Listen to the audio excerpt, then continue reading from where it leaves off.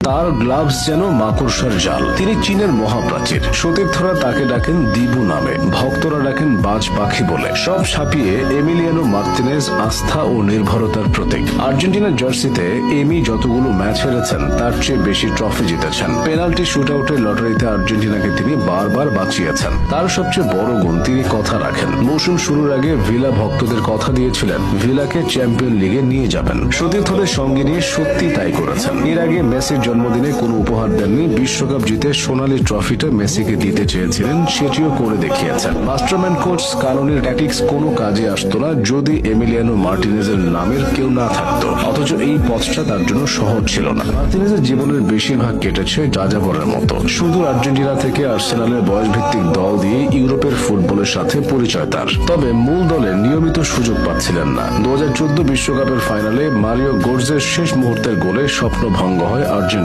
Final ম্যাচটা বাড়িতে বসেই দেখেছিলেন মার্তিনেজ, অঝরে কেঁদেছিলেন। প্রকৃতির নিয়মে সময় গড়িয়ে 2014 পেরিয়ে 15-16 এলো, কিন্তু ভাগ্য বদলালো না আর্জেন্টিনার। মার্তিনেজ ধারে ঘুরতে লাগলেন ক্লাব থেকে ক্লাবে। 2018 বিশ্বকাপে আরেকবার হতাশায় ডুবল আর্জেন্টিনা। এরপর দলের খোলর নলচেই পাল্টে গেল। দায়িত্ব পেলেন স্কালোনি। নেমে পড়েন নতুন গোলরক্ষকের সন্ধানে। সামনে এলো মার্তিনেজের নাম। এরপর তো রূপকথা। 2021 সালের কোপা আমেরিকায় সুযোগ পেয়ে একেবারে নিজেকে উজাড় করে দিলেন তিনি। প্রথম ম্যাচে ভিদালের পেনাল্টি সেভ, উরুগুয়ে, প্যারাগুয়ে, ইকুয়েডরের বিপক্ষে ক্লিন শিট। সেমিফাইনালে টাইব্রেকারে 3টা পেনাল্টি ঠেকিয়ে নায়কই বনে গেলেন। ফাইনালে ব্রাজিলের বিপক্ষেও ক্লিন শিট রেখে নিজেকে প্রমাণ করেন। তবে বিশ্বকাপের জন্য নিজের সেরাটা জমিয়ে রেখেছিলেন। বিশ্বকাপের অস্ট্রেলিয়ার বিপক্ষে শেষ মুহূর্তের সেভ, নেদারল্যান্ডসের বিপক্ষে টাইব্রেকারে 2টি সেভ, আর ফাইনালে কোলা মুয়ানির শট ঠেকিয়ে তো হয়ে উঠলেন আর্জেন্টাইনদের জাতীয় নায়ক। কাতার বিশ্বকাপে পান গোল্ডেন গ্লাভস। অল্প সময়ে অর্জনের খাতাটা বেশ ভারী মার্তিনেজের। ক্যারিয়ারের সবচেয়ে বড় অর্জনটা পেয়ে গেছেন কাতারে। বিশ্বজয়ী দলের গর্বিত সদস্য হিসেবে